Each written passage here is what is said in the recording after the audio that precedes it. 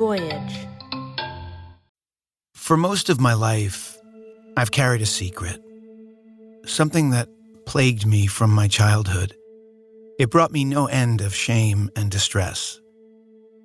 What was it that tormented me so? I was a stutterer. I'm Hal Holbrook. I wanted to do this podcast because I felt like that my story would be one that could actually benefit someone who is struggling with some things in life, in their lives. And this is a problem I have. I've kept it a secret most of my life. It's something I struggle with all through school, even through college. And it's not until after college that I really came to terms with the problem and was able to, you might say, overcome it. It just became something that happened after my brother was born. I was 9 years old. As an only child for 9 years, my brother was born. And then I guess maybe some other things were going on in our family. I started developing this speech problem in school. And it started probably back when I was a fifth grader. I'm thinking fourth, fifth grader in school, when I would be called on to read aloud or to speak. Then that's when I would hesitate and block and, feel like I was trapped and not being able to get words out. The anticipation of being called upon to speak or read aloud would cause unbearable tension. I'd break out in cold sweats, had rapid heartbeats and shallow breathing, and the feeling I was about to explode. Because of that, 20 years of my life were spent avoiding speaking situations. I honed a skill of avoidance and careful silence. As a result, I had low self-esteem and no speaking confidence. This carried over to other areas of my life, feeling ashamed, unfit or a misfit, defective, dumb. All sorts of negative thoughts, all because I couldn't speak in public.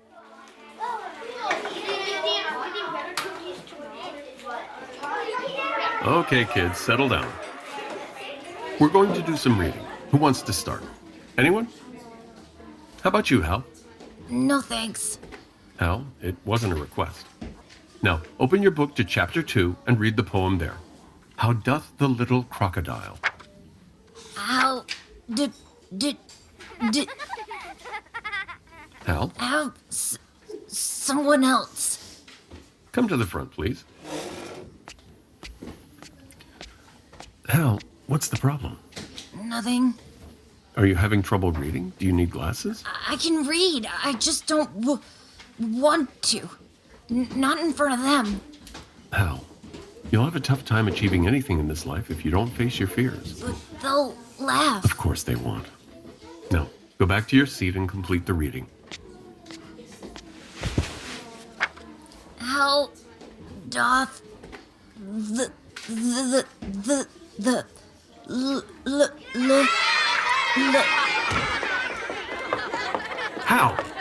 Hal, get back here! My stuttering all throughout school, my school days in the classroom, a lot of times I would be called, like everyone else, to be called on to read aloud or to answer a question, or something, being given a chance to actually speak. That would be something very difficult for me.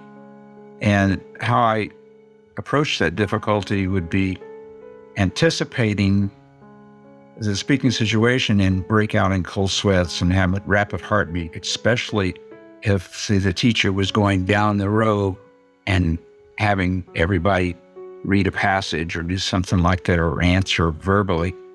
By the time it got to me, I would just want to run out of the classroom. Or sometimes I would actually get up and walk out or put my head down on my desk, like I wasn't feeling well or something like that. If I did speak or have to talk and there was blockage or there was stuttering, then I could hear snickering in the classroom. And actually I could be teased, in recess. But, I was a big guy. And so, it didn't take very much of that. I didn't get a whole lot of it, but it didn't take a very lot to make me feel like I was less of a person. I would spend a lot of time figuring out how to avoid situations, speaking situations, and to hide from that. I remember as a kid, just the word hello to answer the phone, that would be something that was very hard to do. And my parents sometimes were not at home. It would ring. I wouldn't even answer the phone. I was referred to a speech therapist and saw a speech therapist once a week in grade school and high school. That experience was interesting because I thought, okay, I'm different. I get out of class and get to go see someone for a half hour a week in a small room and talk about my speech. And I thought, well, this is going to be something that would be helpful. I'll be able to be cured. I can used to go for a few sessions. I didn't think sessions. I just thought I could go see this person and I could come out and not have hesitations and stuttering moments. But it prolonged, all the way through grade school, like I said, high school, even into college. And I discovered there's actually no cure for stuttering. The therapy continued through high school. I remember being asked questions about my feelings on the way I spoke. And then there were drills. Most of them focused on reducing the severity of stuttering moments by concentrating on the softening of initial sounds, consonants in particular. For example, in a stuttering movement trying to say the word butter, it may come out bup, bup, bup, bup. Butter. The drill was to relax the tightening of the lips that come together to make this first sound of buh. Then repeating this several times, starting with saying buh 4 times, then 3, 2, 1, and down to just butter. Then say the word butter again a couple of more times with no repetitions of buh. The drills demonstrated how to get past the blockages of stuttering moments, but I was still stuttering. Looking back at all this speech therapy, the most significant thing for me was the questions and discussion of my thoughts and feelings about my stammering. When I went to high school, I remember we went to a grade school. It was like 1st through 8th, and then in one school, in a small school, and then we went to a bigger high school starting in 9th grade. I remember first going to that school and thinking about going to different classes. This would be a time where you go from a single classroom to, changing classes about every 50 minutes or every hour. And to me, it was somewhat overwhelming just thinking about it. Just magnifies the chances that I would be called on to speak or having to read aloud. It was a very stressful time. And of course, stress can bring on more stuttering. I just remember finding ways to hide. And this is common for stutterers. They feel, or they find ways to get out of speaking. They develop a pretty good vocabulary and learning a lot of synonyms. If you have a particular word or sound that's difficult to say, then, and it's appropriate in a conversation, you may, in your mind, run into 3 or 4 different synonyms to say instead of the stuttering word. And all stutterers have certain words and sounds that really give them problems. I know I had some. Back to high school, my friends, and I was an athlete. Like I said before, I was pretty good size, so and had been in kids sports, we had baseball or foot races, but in high school we had football, basketball, baseball, track, and so I played football, and I was accepted because of my size, and I had some ability. And also I threw the shot put and discus and track and had some success doing that.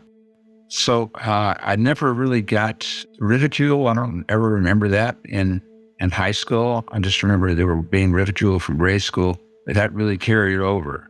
And I became an expert in avoiding speaking situations. And whenever I had to in classes in high school, if I was pinpointed and I could not avoid it or couldn't get out of it, and I actually went through the emotions and made the statement or read the passage and stuttered, I expected ridicule and teasing, but I never got it in high school like that. It was just the mental torment to me, the embarrassment and the emotions, just left some scars. It's very hard. It's kind of difficult right now just to think about it and talk about it. But hey, I'm okay.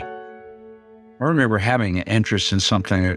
We had clubs in school, and certain days of the week, it would be something that toward the end of the day would be an hour devoted to some kind of elective thing. And so I remember they had a radio club, and I was interested in electronics, and so I went to the club meeting, and the very first one, and so there was a good number of kids in there, and that all boys, the radio club, and electronics, and so the teacher advisor had some rules and regulations and all of that, but we needed to elect a president. And lo and behold, I was elected a president. I guess I was one of the only seniors in there, and and just kind of because of my athletic ability or whatever, I don't know, and was somewhat popular, I guess. And so they elected me the president. And so the advisor after the meeting, he called me in and asked me, he told me about this, and he said, here's what you'll have to do is every meeting, you lead the meeting and you go through these, whatever. And right away, I almost freaked out. I didn't know the word as terms back then, freaked out, but that's what I did. And I didn't, not to him directly, but I just went home and thought about that and worried about it, and went in the next day and told him that I couldn't. I forgot the excuse, but I know it was a lie. I probably had a schedule conflict or something, So anyway, got out of that. And, that is something else in high school. I never had a girlfriend in high school. I know a lot of my buddies did, dating and going steady and doing all of that. Hell, I couldn't even make a phone call to a girl to ask her for a date. I couldn't do that. Even now, I guess I could have, but I chose not to because the fear of embarrassment and being ashamed and being a second-class citizen. In high school, I was active in sports, which became a motivator that propelled me to not give up. I had endured a lot of stress, resulting in rapid heartbeats, cold hands, and wet armpits in that period of anticipation that I would be called upon in class or given an assignment that required speaking. My athleticism reinforced for me to not give up, to try, and to maintain that hope to carry on. After years of forming a self-image, let's call it a not-so-positive self-image, something happened. I went to college. Leaving home and being on my own opened doors for me, and my life began to change. When I went to college, I knew they had a speech department. Turned out it was a pretty good one nationally for their coursework and therapy, a clinic as well. And so I met with a professor and talked to him about that, and he helped me enroll in the clinic. I was a client in the program, and it was an intensive program. And so I had to work that in my schedule along with classes. And some of the clinical things were in the evening. When it became time to choose a major in college, I had talked to the professor that got me enrolled in the clinic about that. And I said, can someone who stutters get a degree in speech therapy? And he said, well, sure. And he told me there were a couple of professors on staff who stuttered. They were professors in speech therapy. And I think one is in audiology, which is related to speech therapy there. So anyway, that's how I got into becoming a speech therapist, and got a degree in speech therapy. And the clinical program, one of the aspects, or one of the things they did, they brought in a psychologist. Everybody, as a client, met with the psychologist, and it was not, the sessions were, but it would just maybe be for like a month, 4 or 5 sessions that you'd meet with a psychologist. And so I remember doing that and toward the end, and he said that they administered an IQ test.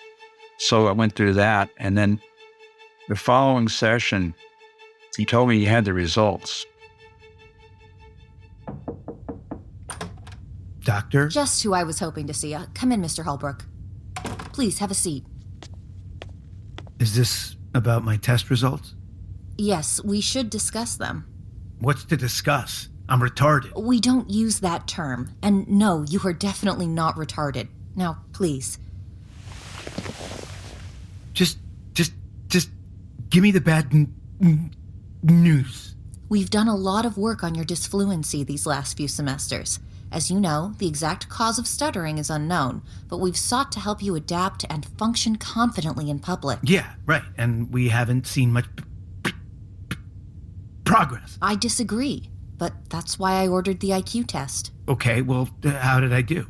Look, you know that IQ tests aren't infallible. Many people have had quite successful lives without top results. I failed, didn't I? There's no failing an IQ test. Yeah, well, I'd be the first. Now hold on, let me finish. Officially, I can't tell you the results. Well, then, what's the point? But what I can tell you is that according to these results, let's just say you have the ability to become a nuclear physicist if you so choose. What? According to these results, you have the intelligence to do or be anything you want. The question is, what do you want to be? That meeting with the psychologist was a pivotal moment in my life. My self-confidence soared. Not to become a rocket scientist, but hearing those words from the psychologist pushed me farther along on a path of positive growth. After 20 years of life thinking I was an inferior person with a defect and not capable of doing what most people do, I became hopeful and gained a lot of courage. Deep down, I just knew I could overcome my difficulty. I started putting myself into situations where I'd be forced to interact with more people. I took it upon myself to speak more. I would seek opportunities to speak, not like in class, because I had some horrible experiences in classrooms. And so it wasn't quite so much there, but just in other situations, like there was a Toastmasters club. I don't know if they still have those, where you go and just talk on impromptu things, and everybody is in there gives us some type of a speech, and I did that, and I got involved with theater and tried out for roles and got speaking roles in theater, and I was a musician already, so I had played with some groups, and I was a singer. Right, stutterers don't stutter when they sing. It's kind of a phenomenal. And stutterers, I don't believe, I know, at least I didn't. When I was alone, anytime I was alone, I could say anything. I was by myself. And that's something else that I realized, and that where I thought about that so much that carried over into me overcoming severe blockages and stuttering too. But that takes maturity, and it takes an emotional development, mental and emotional development to get to that point. And I graduated from college. It was early. It was like Graduation is usually in May. I graduated in January, and I remember starting up in the graduate school right away the next semester. And I stayed with speech therapy, and then I realized that I didn't want to pursue that career because I found something else. It was spending so much time in the library, and was always, as a kid, been fascinated by books and being in libraries, being in the library. I mean, I was at a big university, and for example, they subscribed to 4,000 periodicals. I mean, that's like magazines and journals. I mean, it's huge. I mean, it just boggles the mind, thinking about that and seeing all that, being in there and reading and studying. And so I thought, gosh, I wonder what it would be like working in a library. So I went and met with the director of the library one day, and I met with some department heads and cataloging and these things like that. I thought, well, this would be something I think I'd rather do. And so I pursued that, got a master's degree in library services. And then, so that led to, I went to a national conference, went to a job placement service there, got offers. And so I took a job in San Diego as a librarian. And it was in a school district. It was an elementary school, and I was the librarian. And so I met with every class once a week, every class in the school. And I had my own activities, curriculum. One of the things is to promote literature to children, the joy of reading and, introduce books. One of the things I did, primary grades, had a story time every week. I remember those first few sessions, I was able to get through all the initial things and setting up for the school year, the staff meetings and everything. Nobody knew I had a speech problem, stuttered, I got to the sessions with the kids. I remember the first few classes that came in, the teachers would drop the class off, and then I would have the classes in there by myself. And so when it was time to read a story, mentally, I would think, this is going to be a challenge. Hal, thank goodness you're here. I'm the librarian. Where else would I be? How can I help you? Miss Alvarez is out today, and there's no one to read to the kindergartners. I'm sorry. No. You must. They've been looking forward to story hour all week. You can't disappoint them. I'm afraid I will. Why can't you do it? I have a meeting with the principal in 10 minutes. Please. Fine. I'll try, but don't say I didn't warn you. Wonderful. Here's the book. Oh my God. You gotta be kidding me. What is it? Nothing. It's an old nemesis. All right, children, take your seats. Mr. Holbrook is going to read to you from Alice's Adventures in Wonderland by Lewis Carroll. Let's begin. How doth the little crocodile improve his shining tail and pour the waters of the Nile on every golden scale? How cheerfully he seems to grin. That was really the moment that I turned the corner and no longer let the fear control me. I was able to read and speak to the children for many years in my role as a school librarian, and that confidence led me to being able to read and speak to adults soon after. All the positive effects, working with children help me change my perspective in a big way. Even though I became fluent verbally, and still consider myself a stutterer, that feeling will never go away.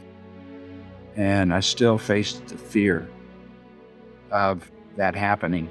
But when it's time to talk, that fear goes away. The cause of stuttering is unknown. There is no cure. It affects thousands of people from all walks of life, even professionals and celebrities. Each case is its own. There are similarities to all cases, but the cause and dealing with it is personal to the suffering individual. To accomplish freedom from stuttering requires an internal change. Mental and emotional maturity and attitudes need to be addressed. It takes time, but maintaining hope, courage, and to keep going forward no matter what happens is the key. Today, I no longer stutter when I speak. It's been a long road to get here, but I did it. I had a successful teaching career. I've been married for 46 years to a lovely wife. We have 2 children and 2 grandchildren. And life is good. That fear has never gone away. I don't think it ever will. That my mind just gets past it. And I have tons of friends. Most of my friends these days never knew that I stuttered. I'm a stutterer, but I don't stutter anymore. And I won't be quiet. Hope Lives Here is a production of Voyage Media. The series is produced by Nat Mundell, Robert Midas, and Dan Benamor. This episode, Speechless, was written and directed by Michael Chamoy. Hal Holbrook, subject of this episode, has written a children's book, The King Who Wanted a Whale, which is available on Amazon. A link is in the show notes. Starring Mark Feuerstein as Hal. Additional cast credits available in the show notes. Edited by Jackson McLennan. Original music by Derlis Gonzalez. If you're enjoying the show, please leave us a 5-star review on Apple Podcasts or anywhere you're listening, and subscribe now for future episodes.